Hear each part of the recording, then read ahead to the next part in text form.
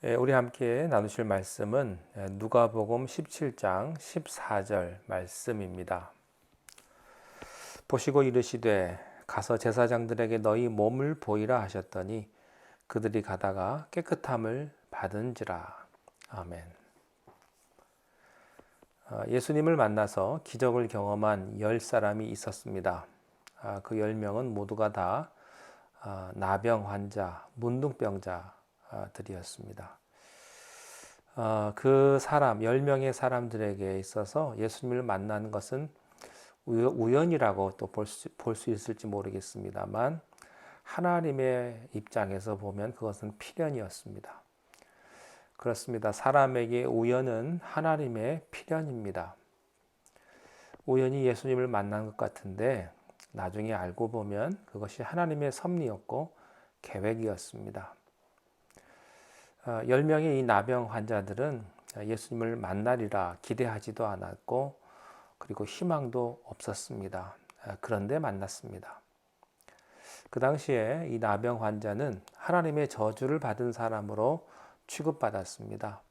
그래서 모든 사람으로부터 미움을 받고 함께 접촉을 할 수도 없었고 그러므로 그들은 따로 자기들끼리 집단으로 거주하면서 한 촌에서 따로 살았던 것입니다.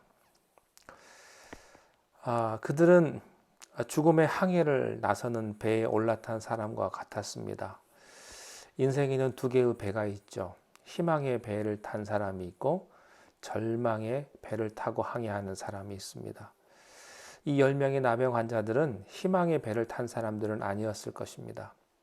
그들은 절망의 배, 죽음의 항해를 나서는 그런 배에 올라탄 사람이었습니다. 그들에게 구원을 베풀고 미래의 희망을 전할 사람은 아무도 없었던 것이죠. 앞을 봐도 없고 뒤를 봐도 없고 하늘을 봐도 그들에게 희망이 있을까요? 없었을 겁니다.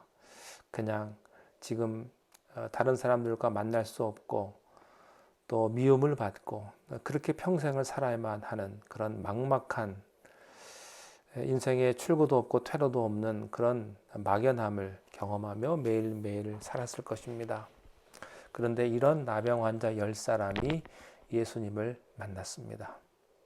예수님은요, 제사장에게 가서 몸을 보이라 이렇게 말씀을 하셨는데 그 말씀을 하실 때 이미 기적을 베풀기로 결정을 하신 것입니다.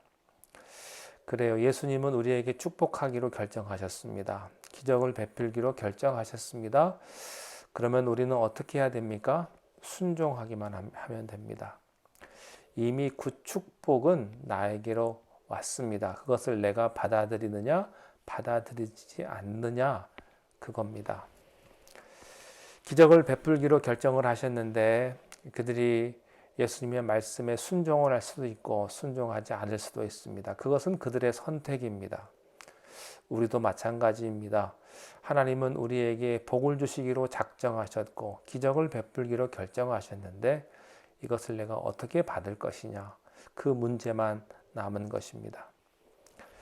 우리 주님께서 그들을 고치기로 작정하신 것 같이 예수님은 이미 우리를 구원하시고 복 주시기로 작정하셨습니다. 우연이란 없습니다.